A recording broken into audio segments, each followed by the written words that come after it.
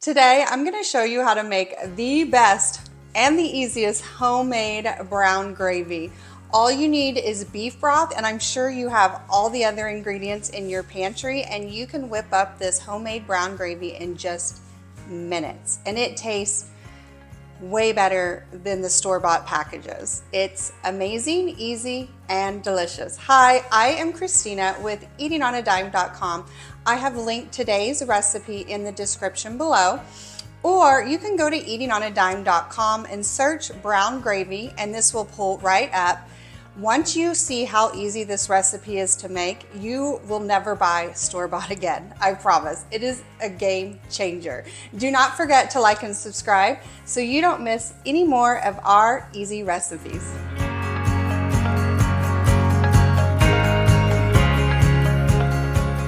Before I show you this easy recipe, let's talk about the utensils you will need. You will need a saucepan. I'm just using this is kind of a small saucepan. It's just enough to hold pretty much your beef broth, whatever quantity you want to make. So for today, I'm just going to make a small batch, so it's 2 cups. So this is plenty big. And then you need a whisk. Very important to make gravy at home is you need a whisk. And that's really all you need to make your own homemade gravy. Put your saucepan on your stovetop and turn the heat to medium-high heat. Then add 2 cups of beef broth. To make brown gravy, I do recommend you use beef broth because it's going to add the most flavor. So don't skip that step. And you want to bring this to a low boil. So we're just going to watch it closely. When making brown gravy, it all goes pretty fast, so don't walk away from the stovetop and watch it closely as it cooks. Once it's boiling, I'm going to reduce this heat down to medium. We're going to add in 1/4 teaspoon of garlic powder, 1/2 teaspoon of salt, and 1/2 teaspoon of pepper. That's just mixed together. And then 2 teaspoons Worcestershire sauce. Hopefully I said that's not right. You guys can let me know if I messed it up. Just go ahead and whisk that into your beef broth. Keep it at a low boil if possible. And then we need our thickener. It can't be gravy until it's nice and thick. So I have 1/2 cup of cold water in this measuring cup. And I'm going to add 3 tablespoons cornstarch. It's very important that you mix this cornstarch with cold water before stirring it into the hot gravy so that the cornstarch does not clump up. So you just want to make sure it gets well incorporated with the cold water.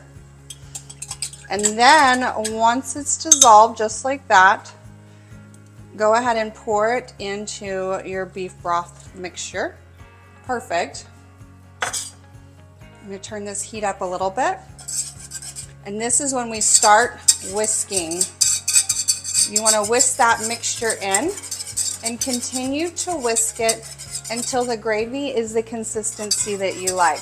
You can already see it's thickening up real quick. It happens fast once you add in that cornstarch.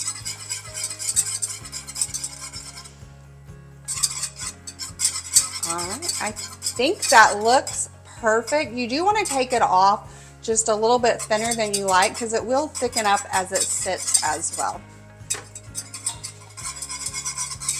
So the trick is to just keep whisking it so that it doesn't clump up, and then that cornstarch will thicken it pretty quickly once it starts to boil.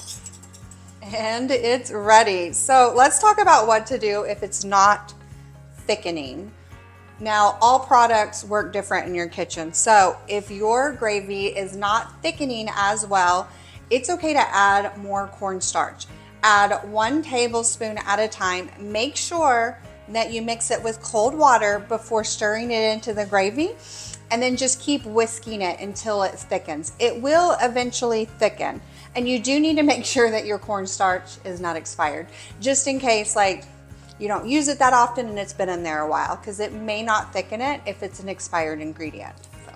All right, now let's talk about how I love to serve this. My favorite way is over mashed potatoes. So good and so delicious. It's great over any type of potatoes.